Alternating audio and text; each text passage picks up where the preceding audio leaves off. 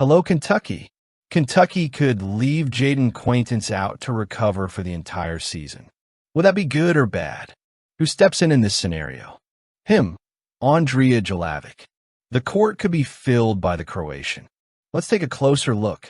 The dilemma surrounding Jayden Quaintance is one of those topics that exposes how ruthless college basketball can be in its search for balance between the present and the future.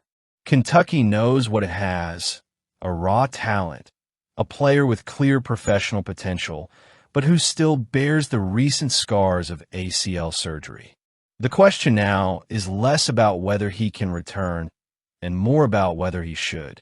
Mark Pope, who took over the program with the difficult task of restoring Kentucky's aura of a disciplined, modern power, seems to understand that the situation requires patience. He feels like he's about to get on the field, and we're just putting the brakes on full time right now to make sure, because his future is incredibly bright in this game, the coach said during the SEC tip-off. The statement sounds like a mature acknowledgement of someone who prefers to think long-term, even if it means giving up a talented player in the short term. And, contrary to what some might assume, Pope's Kentucky has enough depth to make that decision without compromising its ambitions. The Wildcats' current roster is solid, versatile, and has shown growth in areas previously seen as lacking. Brandon Garrison, for example, had an offseason that took him to another level, more confident and dominant. Freshman Malachi Moreno has been described by Pope as unbelievable rebounder and possesses absurd accuracy in practice, 80% field goal shooting. It's confirmation that the coaching staff has managed to quickly turn potential into production. But it's Andrija Jelavić who is the source of curiosity and hope for those seeking to understand how Kentucky can fill the temporary void left by Quaintance. The Croatian arrived in Lexington only in August, coming from a European environment where basketball is less explosive but much more tactical and technical. This type of training, which emphasizes game reading and positional discipline, could be an immediate differentiator for Pope's system, which demands mobility, intelligence, and precision in defensive rotations. Jelavić brings with him a maturity acquired outside of the American high school circuit, a court vision that could smooth the transition and even surprise SEC opponents. It wouldn't be the first time the European player, little talked about at the beginning of the season, ends up being a stable and impactful piece for a college team with championship ambitions.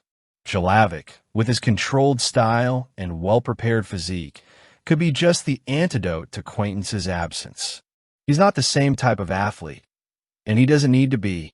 Mark Pope's Kentucky is shaping up to be more than a collection of individual talents. It's transforming into a team that adapts, responds to circumstances, and seems willing to put a player's health and future above haste. Sitting out Jayden Quaintance for the entire season wouldn't be a sign of weakness, but rather of conviction. It would be a recognition that a full recovery is worth more than a few premature minutes on the court. And if Andrija Jelavić seizes this opportunity to showcase his European reading of the game, his ability to space the court and contribute on both ends of the floor, the result could be doubly positive. Quaintance would have the time needed to return to being the player everyone expects, while Pope would reveal to the Rupp Arena crowd a quiet, technical, and underrated reinforcement. The Kentucky that emerges this season is a team that is learning to play with emotional intelligence as well as talent. And perhaps it is precisely this approach, calm, methodical, and strategic, that will allow Mark Pope to lead the Wildcats to a campaign that combines maturity with ambition. If Quaintance needs time, Kentucky will know how to wait. And in the meantime, Andrija Jelavić could very well turn this wait into a new story of prominence within Lexington. The current football landscape is a mix of nostalgia and uncertainty. Mark Stoops now finds himself amid questions about his continued leadership. The coach, whose career at Kentucky has been marked by historic highs and recent lows, appears poised for another season at the helm of the Wildcats, despite a delicate time for the program. The decision to keep Stoops on the job inevitably rests with Mitch Barnhart, the athletics director who has invested heavily in the coach and other prominent figures in college sports throughout his tenure. Barnhart, known for his caution in times of transition, appears willing to give Stoops another chance, even if it means postponing a drastic change in Kentucky football.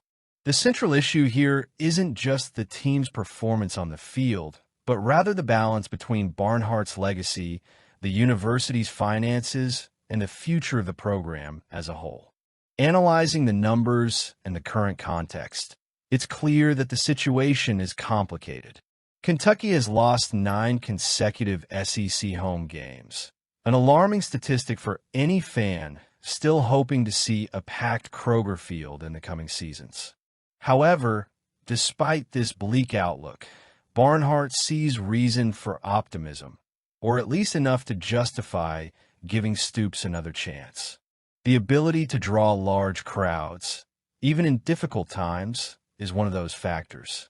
Fan interest, though tested, remains, and this can be seen as a sign that there is room for recovery. Another key factor is the financial cost involved in a potential dismissal. With an estimated severance pay of around $38 million, dismissing Stoops now would represent a significant blow to the university's finances. For Barnhart, who has always prioritized fiscal prudence, this would not be an easy decision. Furthermore, there is a risk of compromising future projects, such as stadium renovations and new construction, resources essential to keeping Kentucky competitive in the long term. In this sense, opting for another season with Stoops could be seen as a calculated, if risky, gamble. But does this strategy really make sense? After all, fans' patience has its limits, and with each frustrating season, the gap between the present and the idealized future seems to widen.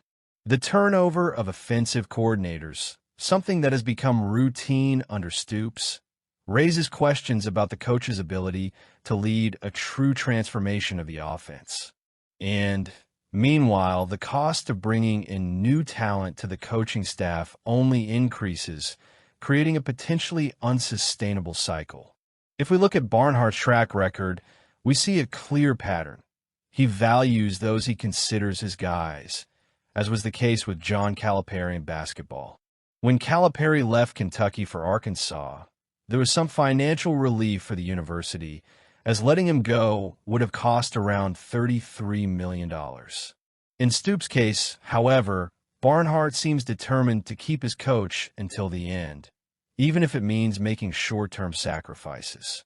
It's an understandable stance, considering Barnhart has also faced severe criticism in the past, especially after Billy Gillespie's departure and Stoops' tumultuous early years. For him, keeping Stoops is, in a way, about preserving his own trajectory and legacy at Kentucky. However, the biggest challenge may be finding a solution that doesn't compromise the program's future. If Stoops remains at the helm, he'll need to invest heavily in a new offensive coordinator, as well as ensure stability in other areas of the coaching staff. Not to mention the risks associated with another disappointing season, which could lead to a complete overhaul of the coaching staff and, consequently, even higher severance payments. In other words, Barnhart's decision could end up being a double-edged sword, saving money in the short term, but paying a heavy price in the long run. Still, there's something to be said for Stoops' resilience. He's been on the brink before, as in 2016, when a losing streak seemed to seal his fate. At the time, few believed he could turn things around, but he did, leading Kentucky to memorable seasons and even major bowl victories. This history of overcoming obstacles, however distant it may seem today, still resonates in Barnhart's decisions and the trust placed in him.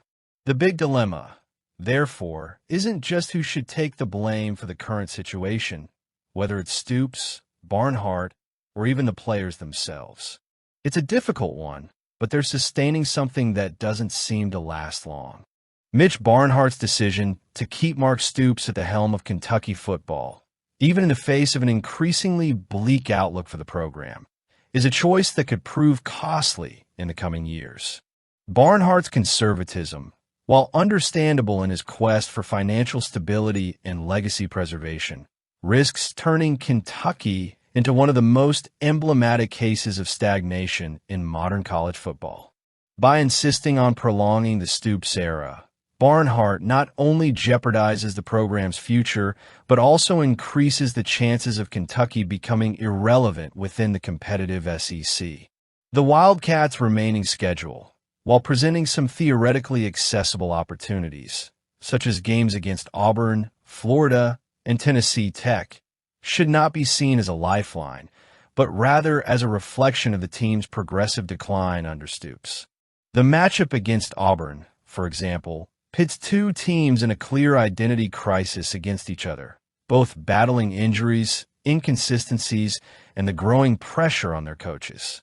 Even if Kentucky wins this game, something that cannot be taken for granted, it will hardly be enough to reverse the negative narrative hanging over the program.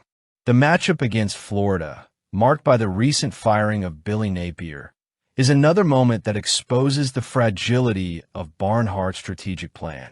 Hosting an unmotivated team in transition may seem like an opportunity, but Kentucky has repeatedly demonstrated its inability to capitalize on weakened opponents. In fact, this inability to capitalize on opportune moments has been a hallmark of Stoops' tenure in recent years. And when it comes to facing inferior teams like Tennessee Tech, the mere mention of potential losses to FCS teams is reason enough to question the viability of continuing with the current coach. Even if Kentucky manages to overcome these interim commitments and finishes the season with a mediocre 4-8 or even 5-7 record, this should not be interpreted as a sign of hope, but rather as an inevitable postponement of collapse. Barnhart may use these marginal results as justification for keeping Stoops in 2026, but that doesn't change the fact that the program is heading toward an even more critical situation. Entering the SEC's new schedule format, with 9 conference games per year, will only increase the pressure on Kentucky, which is already struggling to compete in a less demanding environment. Barnhart's inaction regarding the coaching change also puts Kentucky at a disadvantage compared to its rivals in the race for new talent. While programs like Florida, Penn State, and UCLA have already begun their coaching searches, Kentucky remains paralyzed, watching passively as the best candidates leave the market. By postponing crucial decisions, Barnhart not only limits the options available for the future, but also reinforces the image of a hesitant and unambitious program. This is especially concerning at a time when competitiveness within the SEC requires strategic vision and assertive leadership. The biggest problem, however, isn't just the potential decline in on-field performance, but rather the lasting impact Barnhart's indecision could have on the culture and reputation of Kentucky football. Over time, a lack of progress becomes normalized, and what was once seen as promising becomes accepted as sufficient. This mindset could lead Kentucky to become the modern-day equivalent of the old Kansas program, a team unable to consistently win in the conference, relegated to the laughingstock of its peers. And when that happens, rebuilding fan confidence, attracting high-profile recruits, and regaining relevance becomes a nearly impossible task. By choosing to retain Stoops, Barnhart is effectively betting against Kentucky's own success. He prioritizes saving millions in severance pay over investing in the program's future, sacrificing growth potential for the sake of perceived short-term stability. But this strategy is misguided, as the cost of retaining a coach whose trajectory clearly points to irreversible decline could be even higher than any financial compensation. Then there's the intangible damage, the loss of credibility, the erosion of the Kentucky brand, and the alienation of a fan base that's already beginning to question the program's direction. If Kentucky finishes the season with a 3-9 or 4-8 record, as many predict, Barnhart's decision will be seen as a monumental strategic error. Insisting on Stoops for 2026, faced with a more challenging schedule and an increasingly competitive conference, is practically guaranteeing a future of irrelevance. Comment: